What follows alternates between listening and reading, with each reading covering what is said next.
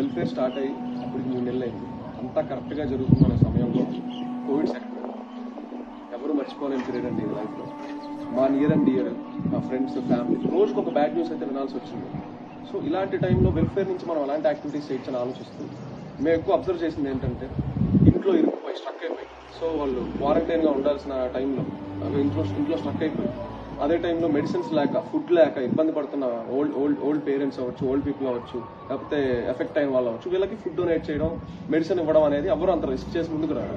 కానీ మా టీం అనుకున్న విధంగా వాళ్ళంతా ఫాస్ట్గా ముందుకు వచ్చి మేము ప్రతి ఏరియాలో పోస్టర్ డిజైన్ చేసి వాళ్ళ కింద లోకల్ టీమ్ అడ్మిన్స్ నెంబర్లు ఇచ్చి, సో వీళ్ళని కాంటాక్ట్ అవ్వండి, మీ ఇంటికే మెడిసిన్ వస్తుంది, మీ ఇంటికే ఫుడ్ వస్తుంది అనేది చేసాం. సో ఇక్కడ మేము ఊహించిన దానికంటే ఎక్కువగా మా టీం ముందుకు వచ్చి రెస్పాండ్ అయ్యి. అండ్ ఒక సాడ్ న్యూస్ ఏంటంటే ఈ మధ్యలో ఒక పర్టికులర్ ఏరియాలో ఇలా ఫుడ్ సర్వ్ చేస్తున్నప్పుడు మా టీం కూడా కోవిడ్ ఎఫెక్ట్ అవ్వాల్సి వచ్చింది.